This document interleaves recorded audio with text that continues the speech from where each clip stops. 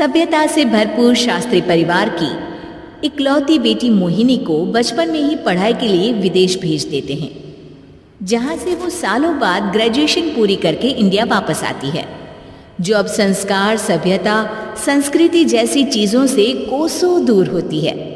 एक सुबह Mohini short dress पहने, कानों में हेडफोन लगाए जोर जोर से इंग्लिश गाने गाती हुई घर में घूम रही होती है। सुबह सुबह भगवान का नाम लेते हैं, राक्षसों की तरह चिल्लाते नहीं। पॉप्स, आपको अच्छे गाने की बिल्कुल समझ नहीं है, so take a chill pill. अरे मोहिनी, पापा से ऐसे बात करते हैं क्या? सारी तमीज भूल गई हो। ओह मॉम प्लीज, इतनी बड़ी भी कोई बात नहीं हुई, सो डोंट ओवर रिएक्ट। ऐसे ही दिन बीतते हैं जिसमें मोहिनी के तौर तरीके, रहने और बात करने का ढंग उसकी मम्मी पापा को परेशान करने लगता है। भला कोई मानेगा कि ये मेरी बेटी है? रीति रिवाज और संस्कारों से तो इसका दूर दूर तक कोई नाता नहीं, और अब तो लगता भी नहीं कि कभी होगा। अरे ऐसे कैसे नहीं होगा?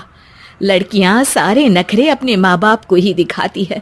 ससुराल जाकर उन्हें सब कुछ करना भी पड़ता है और मानना भी।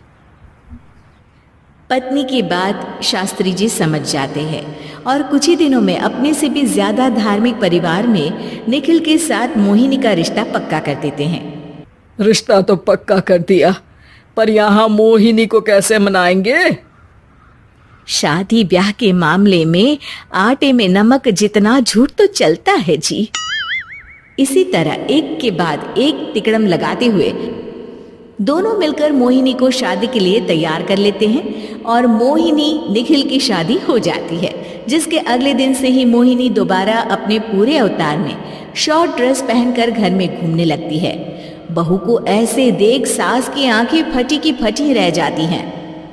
अरे ये क्या बेशर्मी है, हमारे घर की लड़कियां जींस तक नहीं पहनती और तुम बहू होकर इतने छोटे कपड़े पहनकर पूरे घर में घूम रही हो। सीरियसली मॉम, प्लीज आप अपनी इस 80 के दशक वाली सोच में मुझे इंक्लूड मत करो।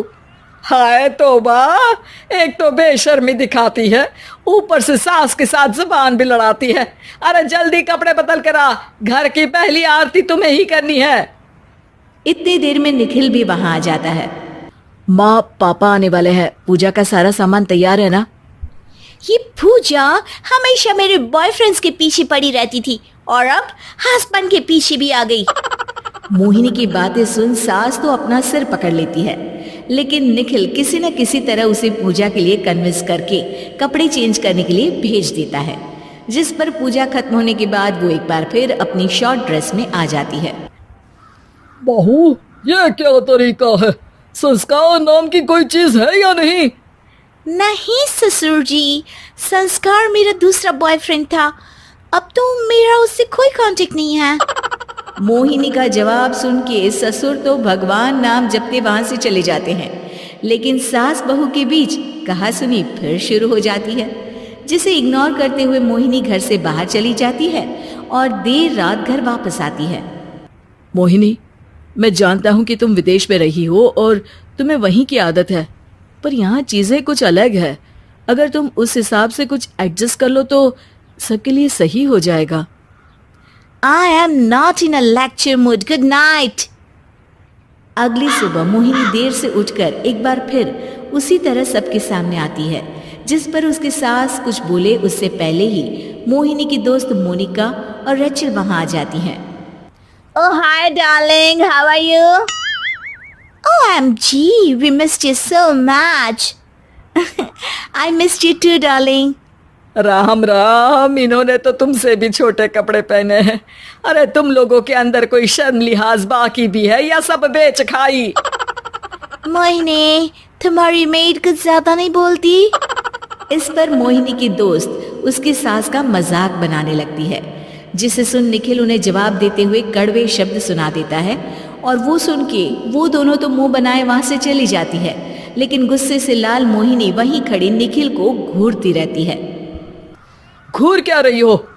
तुमसे शादी की ये सोचकर कि विदेश में पढ़ी लिखी हो, घर में कोई पॉजिटिव चेंज लाओगी। अपनी करियर के लिए एम्बिशियस होगी, पर अपने इस बिहेवियर से उस पढ़ाई के साथ साथ अपने मम्मी पापा के नाम को भी डुबो रही हो। अगर तुम्हें ऐसे ही हाल रखने हैं तो यहाँ रहने की कोई जरूरत नहीं है। निखिल की बातें सुनकर मोहिनी रोते हुए घर छोड़कर अपनी मम्मी पापा के पास वापस आ जाती है। ससुराल में सब कुछ ठीक तो है? वो अपने आप को समझते क्या है? मोहिनी पर चिल्ला रहे हैं? मैं क्यों उसके इशारों पर चलूं? मैं अपनी लाइफ अपने तरीके से जीना चाहती हूँ और वो ना आप लोगों को मंजूर था और ना ही उन्हें है। तुम यहाँ नहीं रह सकती। अपने पापा की बात सुन के मोहिनी हैरान रह जाती है। हाँ, तुमने बिल्कुल सही सुना। अगर तुम्हें अपने इस घमंड, बेशर्मी और बदतमीजी में ही जीना है तो तुम यहाँ भी नहीं रह सकती। बेटी, मैं मानता हूँ हमारे यहाँ रीति रिवाज बहुत मायने रखते हैं और हमने उन्हीं के ओवरडोज से बचाने के लिए तुम्हें विदेश भेजा था। एक लड़की जो शादी करके घर और बच्चे संभालती है, उससे तुम अपने आप को ज्यादा समझ सको इसके लिए भेजा था। तुम उससे ज्यादा समझो और बनो, पर तुम तो किसी दूसरी ही ट्रेन में चढ़ गई बेटा। उसके मम्मी पापा बहुत देर तक मोहिनी को सारी बातें समझाते हैं, जिन्हें सुनकर मोहिनी को अपनी गलती का एहसास होता है। वो जॉब ज्वाइन कर लेती है और ससुराल वापस आकर उन्हें मॉडर्न बनाती है और खुद भी कुछ रिवाज सीखते हुए खुशी से रहने लगती है।